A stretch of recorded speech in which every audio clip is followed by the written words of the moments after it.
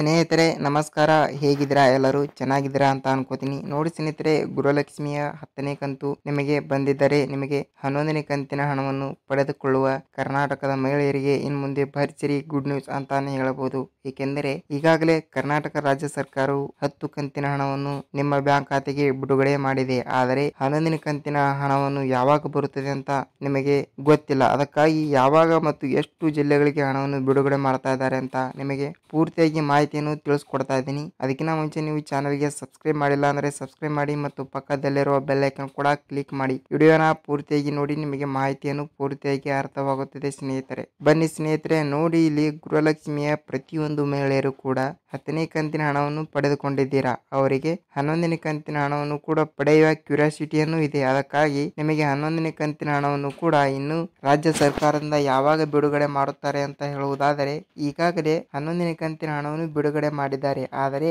ನಿಮ್ಮ ಖಾತೆಗಳಿಗೆ ಹಣವನ್ನು ಬರಬೇಕಾದರೆ 1 ರಿಂದ 2 ದಿನ ಲೇಟ್ ಆಗಬಹುದು. ಏಕೆಂದರೆ ಟೆಕ್ನಿಕಲ್ ಇಶ್ಯೂ ಮತ್ತು ಸರ್ವರ್ ದೋಷ, ಹೀಗಾಗಿ ತಾಂತ್ರಿಕ ದೋಷಗಳಿಂದ ಕೂಡ ನಿಮ್ಮ ಖಾತೆಗಳಿಗೆ ಹಣವನ್ನು ಬರಲು 1-2 ದಿನ ಲೇಟ್ ಆಗುತ್ತದೆ. ನೀವು ಯಾವುದೇ ರೀತಿಯ ಟೆನ್ಷನ್ ಅನ್ನು ತೆಗೆದುಕೊಳ್ಳುವ ಅವಶ್ಯಕತೆ ಇಲ್ಲ ಸ್ನೇಹಿತರೆ. ನಿಮಗೆ ಗೃಹಲಕ್ಷ್ಮಿಯ 11ನೇ ಕಂತಿನ ಹಣವನ್ನು ಜಮಾವಣೆ ಆಗಿರುತ್ತದೆ. ನೀವು ನಿಮ್ಮ ಬ್ಯಾಂಕಿಗೆ ಹೋಗಿ ನಿಮ್ಮ ಪಾಸ್ಬುಕ್ ಅನ್ನು ಚೆಕ್ ಮಾಡಿಸಿಕೊಳ್ಳಿ. ನಿಮಗೆ ಮೊಬೈಲ್ಗೆ ಕೂಡ ಮೆಸೇಜ್ ಅನ್ನು ಬಂದಿರುತ್ತದೆ. ನೀವು 2,000 ರೂಪಾಯಿ ಹಣವನ್ನು ಪಡೆದುಕೊಳ್ಳಲು ಸಿದ್ಧರಾಗಿದ್ದೀರಾ. ಅದಕ್ಕೆ ಯಾವ ಜಿಲ್ಲೆಗಳಿಗೆ ಹಣವನ್ನು ಬಿಡುಗಡೆ ಆಗಿದೆ ಅಂತ ಹೇಳುವುದಾದರೆ ನೋಡಿ, ಜಿಲ್ಲೆಗಳ ಹೆಸರು ಈ ಕೆಳಗಿನಂತಿವೆ ನೋಡಿ ಸ್ನೇಹಿತರೆ. ವಿಜಯಪುರ, ಧಾರವಾಡ, ದಾವಣಗೆರೆ, ಯಾದಗಿರಿ, ಬಳ್ಳಾರಿ, ರಾಯಚೂರು, ಚಿತ್ರದುರ್ಗ, ತುಮಕೂರು, ಕೋಲಾರ, ಮಂಡ್ಯ, ಮೈಸೂರು, ಕೊಡಗು, ಚಾಮರಾಜನಗರ, ಉತ್ತರ ಕನ್ನಡ, ದಕ್ಷಿಣ ಕನ್ನಡ, ಗುಲ್ಬರ್ಗಾ, ಬೀದರ್, ವಿಜಯಪುರ, ಬಾಗಲಕೋಟೆ, ಬೆಂಗಳೂರು ಮತ್ತು ಬೆಂಗಳೂರು ಗ್ರಾಮಾಂತರ, ಇಷ್ಟು ಜಿಲ್ಲೆಗಳಿಗೆ ಗೃಹಲಕ್ಷ್ಮಿಯ 11ನೇ ಕಂತಿನ ಹಣವನ್ನು ಬಿಡುಗಡೆ ಮಾಡಿದ್ದಾರೆ. ಆಲ್ಮೋಸ್ಟ್ ಆಗಿ ಕರ್ನಾಟಕದ 31 ಜಿಲ್ಲೆಗಳಿಗೂ ಕೂಡ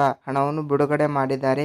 ಆದರೆ ಈ ಜಿಲ್ಲೆಗಳಲ್ಲಿ ಕೂಡ ಕಂಪ್ಲೀಟ್ ಆಗಿ ನಿಮ್ಮ ಖಾತೆಗಳಿಗೆ ಹಣವನ್ನು ಬಂದಿರುತ್ತದೆ. ಆದರೆ ಪ್ರತಿಯೊಂದು ಜಿಲ್ಲೆಗಳಲ್ಲಿಯೂ ಕೂಡ 50 ರಿಂದ 60% ಮಾತ್ರ ಮಹಿಳೆಯರಿಗೆ ಹಣವನ್ನು ಬರುತ್ತದೆ. ಉಳಿಕಿದ ಹಣವನ್ನು ಕೂಡ 1-2 ದಿನ ಲೇಟ್ ಆಗಿ ಬರಬಹುದು. ನಿಮಗೂ ಕೂಡ ಹಣವನ್ನು ಬರುತ್ತದೆ. ನೀವು ಯಾವುದೇ ರೀತಿಯ ಭಯನ್ನು ಪಡುವ ಅವಶ್ಯಕತೆ ಇಲ್ಲ ಸ್ನೇಹಿತರೆ. ನೋಡಿ ಸ್ನೇಹಿತರೆ, ನಿಮಗೆ ಗೃಹಲಕ್ಷ್ಮಿ ಹಣವನ್ನು ಪಡೆಯುವ ಸಿದ್ಧರಾಗಿದ್ದರೆ ನೀವು ನಿಮ್ಮ ಬ್ಯಾಂಕ್ ಖಾತೆಗೆ ನಿಮ್ಮ ಆಧಾರ್ ಕಾರ್ಡ್ ಅನ್ನು ಒಂದು ಸಲ ಸೀಡಿಂಗ್ ಮಾಡಿಸಿ. ಸೀಡಿಂಗ್ ಮಾಡಿಸಿದ ಬ್ಯಾಂಕ್ ಖಾತೆಗೆ ಮಾತ್ರ ಸರ್ಕಾರದಿಂದ ಮತ್ತು ಗೃಹಲಕ್ಷ್ಮಿ ಆಗಲಿ, ಅನ್ನಭಾಗ್ಯ ಆಗಲಿ ಮತ್ತು ಸರ್ಕಾರದಿಂದ ಯಾವುದೇ ಮಾಹಿತಿಗಳ ಹಣವನ್ನು ಕೂಡ ನೀವು ಪಡೆದುಕೊಳ್ಳಬೇಕಾದರೆ ಸೀಡಿಂಗ್ ಆಗಿರೋ ಬ್ಯಾಂಕ್ ಖಾತೆಗೆ ಮಾತ್ರ ಹಣವನ್ನು ಜಮಾವಣೆ ಆಗುತ್ತದೆ. ಅದಕ್ಕಾಗಿ ನಿಮ್ಮ ಆಧಾರ್ ಕಾರ್ಡ್ ಮತ್ತು ನಿಮ್ಮ ಬ್ಯಾಂಕ್ ಪಾಸ್ಬುಕ್ ಅನ್ನು ತೆಗೆದುಕೊಂಡು ಹೋಗಿ ನಿಮ್ಮ ಬ್ಯಾಂಕಿಗೆ ಸೀಡಿಂಗ್ ಅನ್ನು ಮಾಡಿಸಿ. ನಿಮಗೆ ಗೃಹಲಕ್ಷ್ಮಿ ಹಣವನ್ನು ಜಮಾವಣೆ ಆಗಿರುತ್ತದೆ ಸ್ನೇಹಿತರೆ. ಮತ್ತು ಸ್ನೇಹಿತರೆ, ನಿಮಗೆ ವಿಡಿಯೋನ ಹೇಗಿರಿಸ್ತು ಅಂತ ಕಮೆಂಟ್ ಮಾಡಿ. ಗೃಹಲಕ್ಷ್ಮಿ ಬಗ್ಗೆ ಅಪ್ಡೇಟ್ಗಳು ನಿಮಗೆ ಬೇಕಾದರೆ ಮತ್ತು ನಿಮಗೆ ಹಣವನ್ನು ಜಮಾವಣೆ ಆಗಿಲ್ಲ ಅಂದ್ರೆ, ಜಮಾವಣೆ ಹಣವನ್ನು ಆಗಿದ್ದರೆ ನೀವು ಯಾವುದೇ ರೀತಿಯ ನಿಮಗೆ ಕಂಪ್ಲೇಂಟ್ಸ್ ಇತ್ತು ಅಂದ್ರೆ